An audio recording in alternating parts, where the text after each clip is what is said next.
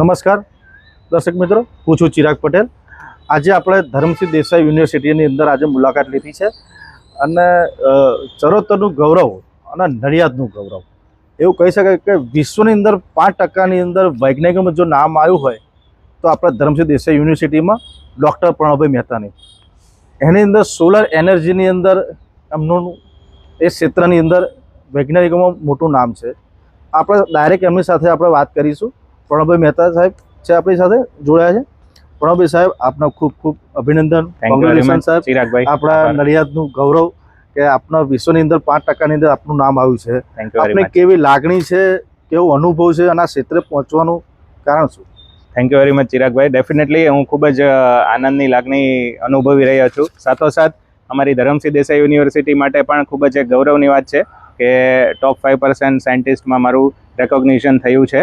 આ શુભ પ્રસંગે હું અમારા સંસ્થાના vice chancellor Padmashri doctor H M. Desai sir, director Shri Ankurbhai Desai, અમારા registrar sir professor M R. Bhavsar sir, dean faculty of technology doctor V A. Shah sir તથા અમારા મિકેનિકલ વિભાગના વડા ડૉક્ટર આર.એમ. જોશી સરનો હૃદયપૂર્વક આભાર માનું છું કે જેમનું કન્ટિન્યુઅસ મોટિવેશન, પ્રોત્સાહન તથા માર્ગદર્શન હેઠળ આ અચીવમેન્ટ અવેલેબલ થયું છે મને.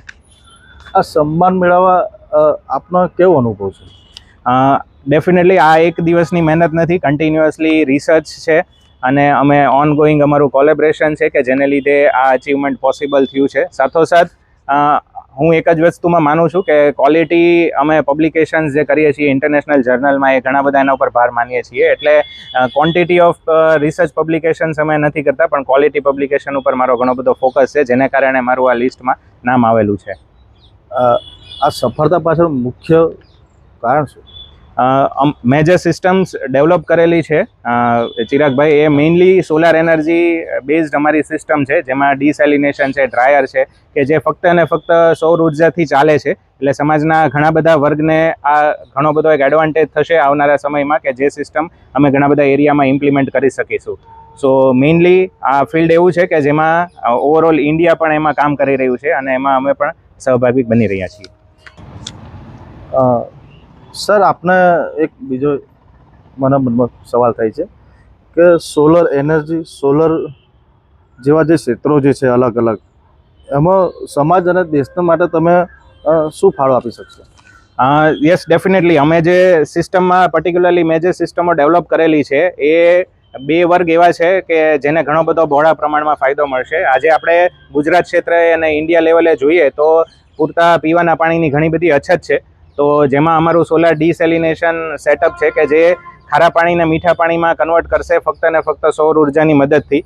તો સોલ્ટ ફાર્મ રિજિયન છે, કોસ્ટલ લાઇન રિજિયન છે કે જેમાં એ સિસ્ટમ ઘણું બધું, જેમ કે ખેડૂતો છે, ખેડૂત મિત્રો છે, અગરિયાઓ છે, એની માટે ઘણો બધો ફાયદાકારક છે કે જે ખાલી અને ખાલી સોલાર એનર્જીની મદદથી એ ખારા પાણીને મીઠા પાણીમાં કન્વર્ટ કરી શકે અને એમને પીવાલાયક પાણી અવેલેબલ કરાવશે.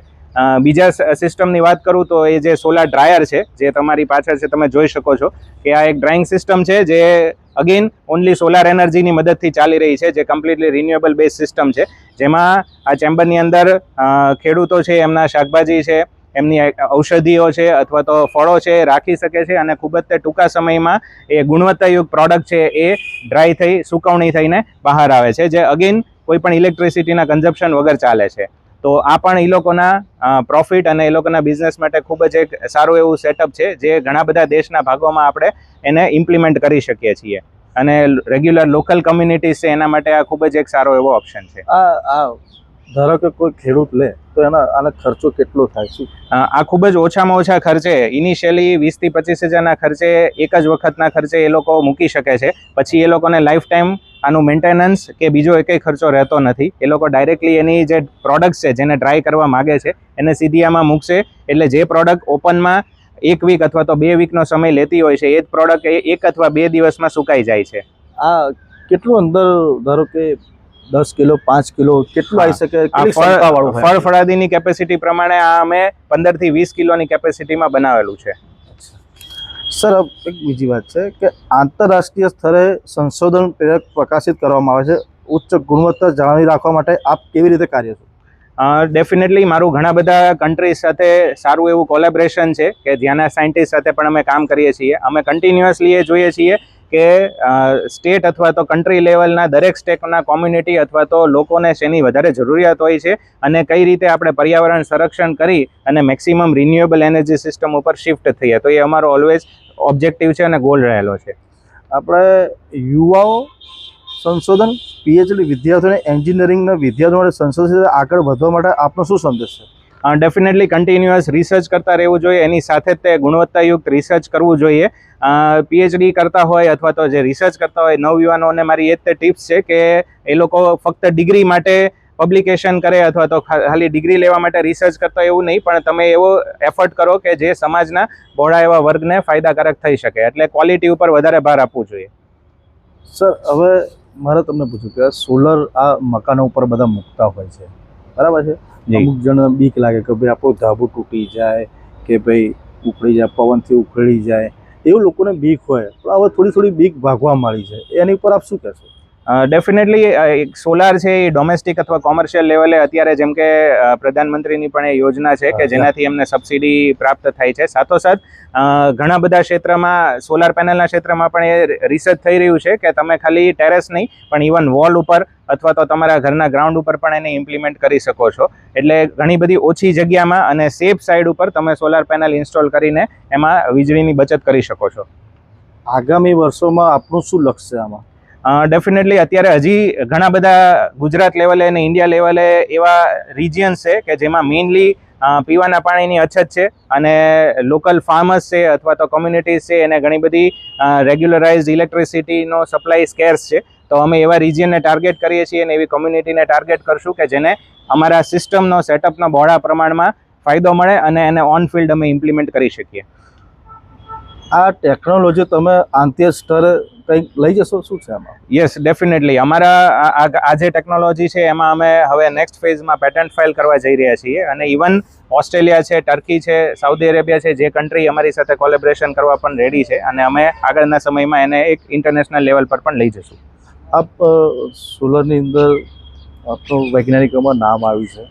તમે ખરેખર તમે જે સરસ વાત કરી કે યુવાનો ખાલી સર્ટિફિકેટ માટે કરે છે, પણ ખરેખર તમે યુવાનો તમે શું સંદેશ એવો હશો કે તમે આમાં શું તમે, કારણ કે અત્યારે કેવું છે કે સર્ટિફિકેટ લઈને કમાવાનું, નોકરી લઈ લેવાનું, પણ ખરેખર આપણે દેશ માટે શું કરવું છે, એ જ સંદેશ આપો. ડેફિનેટલી મારો સંદેશો એ જ છે કે અત્યારે નિષ્ફળતા મળે અથવા તો રિજેક્શન મળે કોઈ પણ સ્ટેજ ઉપર તો એ લોકોને ડિમોટિવેટ થવાની જરૂર નથી. આ રિસર્ચ છે અથવા તો આટલા પબ્લિકેશન છે એવું નથી કે કોઈ પણ ટૂંકા સમયગાળામાં થઈ ગયા. આની પાછળ ઘણો બધો અમારો એફર્ટ્સ લાગેલો હોય છે.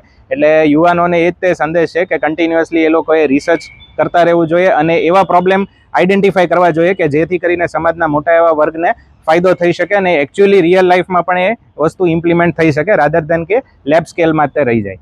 જી sir, thank you very much. Thank you very much Chiragbhai, ખૂબ ખૂબ આભાર. Thank you very much. Thank you. જે આપણે આજે સોલર એનર્જીના જે સર હતા ડૉક્ટર પ્રણવભાઈ શાહ સાહેબ, એમની સાથે વાત કરી. જય મહારાજ.